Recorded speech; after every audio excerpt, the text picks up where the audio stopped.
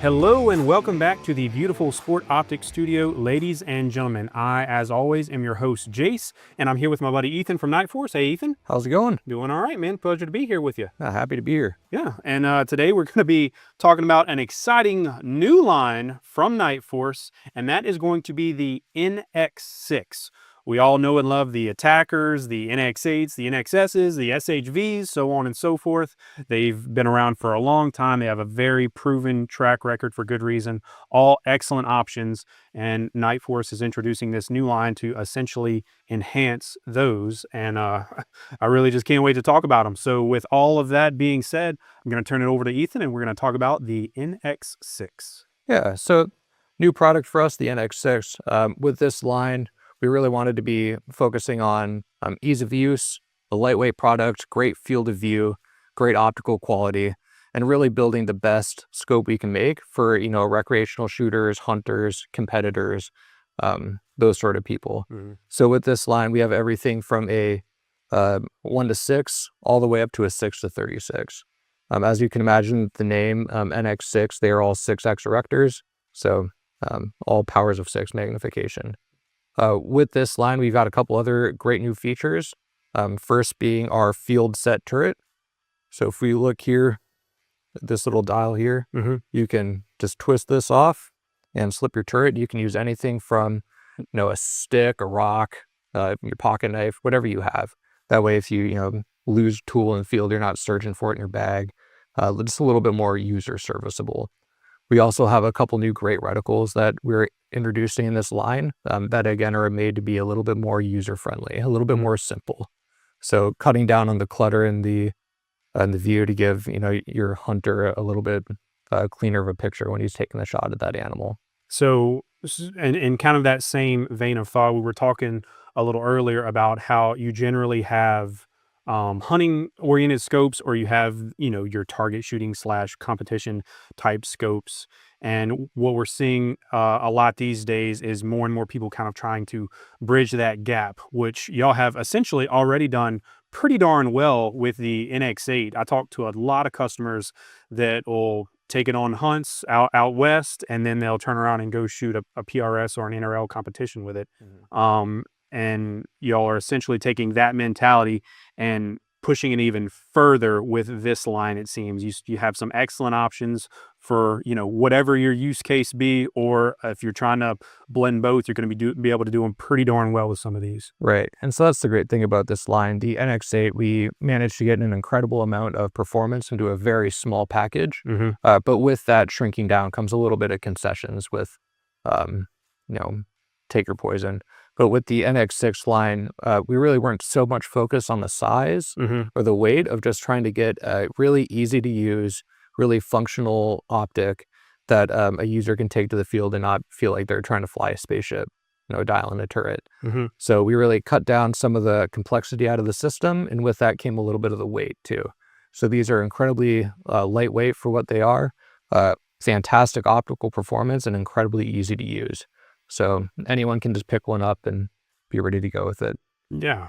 So speaking on the weight of these guys, one of the first things I said when we walked in earlier and I picked one of these up was, it's lighter than I expected it to be. Mm-hmm. And, using the attacker, for example, excellent scope, extremely popular, does a lot of things super well.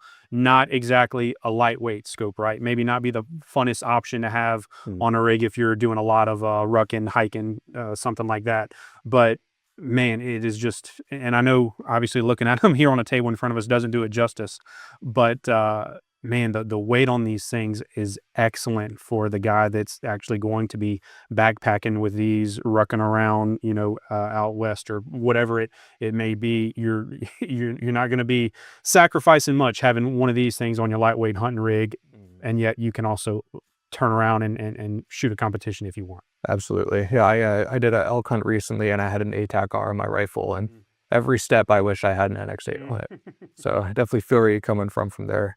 But one thing with the weight, we managed to cut the weight down, and we still have the same durability standards that we do with all of our other lines.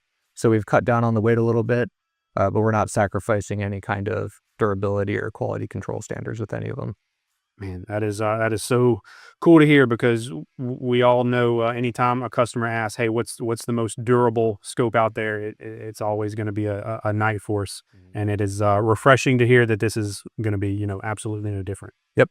No sacrifices were made in any kind in that area. Cool. So you can be rest assured that these are going to be just as tough as anything else in our product line. Yeah, and optically, I'm sure no concessions were made optically. They're still going to be right on par with some of the highest offerings out there. Exactly. Yeah.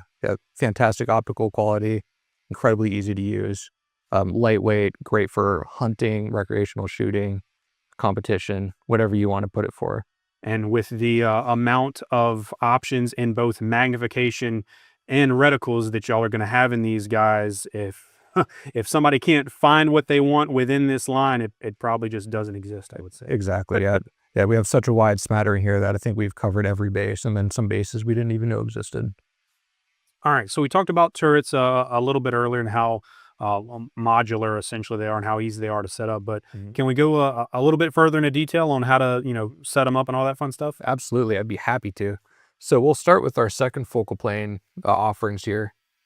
So these turrets kind of work a little similar to the SHV turrets, where they're more of a friction-based stop. Okay. So with these, when you want to set your turrets, you'll see we have one set screw on the top here. Okay. So this one set screw, so we'll just loosen this one set screw, crack that open. You can adjust your turret back down to 0, tighten her down, reinstall your cap, and you're off to the races. Cool. Very easy. What we're also excited about is our field set turret. So like we said, a field expedient turret, so you can use whatever you have available to do this. We'll send you a tool with a polymer tool on it to, in case you don't want to mar up your turret. So with that, you'll just give that a spin. Cool. Loosen up quarter turn, slip your rings wherever you want them. And easy as that, huh? Tighten them down. Yeah. And when we say field set turret, we say field expedient turret system, because you can use whatever you have on you to do this. You don't need a specific tool to set this turret. So if I want to use a coin, okay, I can use a coin, just put that in there and give it a twist. Bam. Same thing. Down. Or if you have a pocket knife on you. Ooh, I actually do. Thank you. Yeah. So we actually set this inside spacing here to be just about the same size as the blade width on a pocket knife. So almost any pocket knife should work. You can do the same thing. Use your pocket knife to give that a twist. Slip your turret to 0. Cool. And then tighten it back down. Make sure you tighten it the right way. That's Throw cool. that back to you. Thanks, Benchmade. Yeah.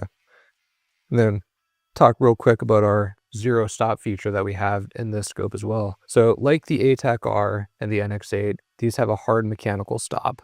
That hard mechanical stop on these can be set at either 0 or 2 mils of under travel on a mil scope, or 4 MOA of under travel on an MOA. Okay. And that's easily switched by just removing a screw on the inside mechanism and placing it into the second hole over. So very easy to set, but you are limited to either 0 or 2 or 4, whatever scope you have under travel. Okay. So if you need unlimited under travel, you will have to step up to the NX8 line or ATAC-R line. Cool. But still gives you that really hard mechanical 0 stop that we are known for and we all love. So you still get that same great feature with a very easy to use, user configurable, lightweight, fantastic optic. And that's pretty darn cool. The ability to do stuff on the fly like that is pretty nice. We get calls sometimes from guys that are literally on the shooting line at the range, or like, hey, I'm literally behind the gun right now trying to adjust my turret. How do I do XYZ? So you simplified that process for sure. Yeah, I think we've all been there where we forgot our toolkit at home and we can't slip our turrets until we get back, and then something happens and you got to start all over again. Yeah. We simplified that feature, so you shouldn't have that problem anymore. All right, Ethan. So I know y'all have some new reticle offerings through these guys. So let's go ahead and touch base on those. So we'll get started with our FC6C. That's going to be available in our 1 to 6 in the second focal plane. And that's going to be optimized for heavy 5.56 or 2.23 bullets. And then with that, you're going to be able to make hits out to 600 yards on an 8-inch plate pretty easily. Cool. Moving on from there, we have our FC MRX. With the FC MRX, imagine the FC DMX with an elongated stadia base and then enhanced illumination as well. So really great for like a DMR style build if you're going to make one of those. A little bit more elevation so you can get out to further distances with your longer guns.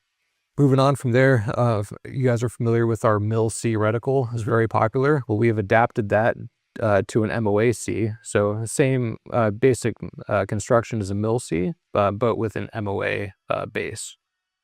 After the mil-C, we're going to move on to the FVR1. The FVR1 is going to be exclusively in our 6 to 36, Okay. the first focal plane.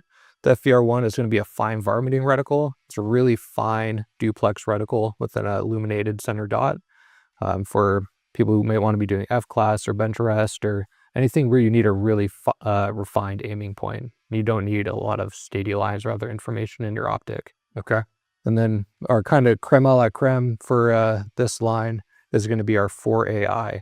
Now, we've been asked for a long time to do more duplex reticles in our scopes for hunters who don't want all of the information or the stadia lines in the reticles. So our 4AI is going to be a duplex style reticle that is going to be very clean, very user-friendly. So I would say I'm pretty excited about that. FC MRX is going to be in this guy. I think a 2 to 12 with parallax adjustment with that type of reticle is going to be absolutely sick in this scope here. And then that 4AI I think is going to be awesome and extremely popular as well because, like I said, you still have tons of guys, myself included to some extent, that in certain applications just want a no intrusions, just wide open, clear plex style reticle. And I think that's going to be pretty cool. Exactly. Yep. And also with these new scopes, they're all going to parallax down to 11 yards.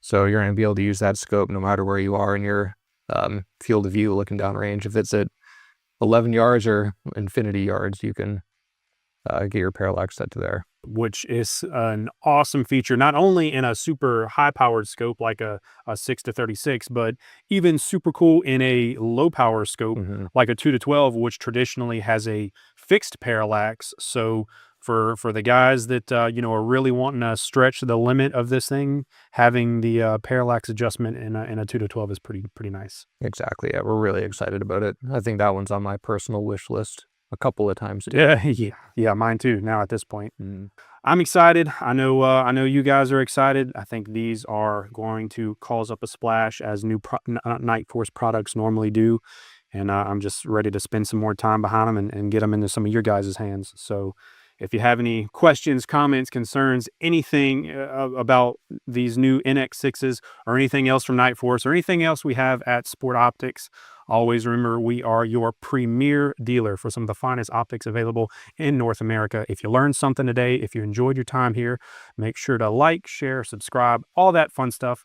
Again, I can't thank Nightforce and Ethan enough for coming out here. I really enjoyed our time. It was a pleasure. Yeah. Thanks for having me. Yeah, absolutely. And that all being said, we'll see you on the next one.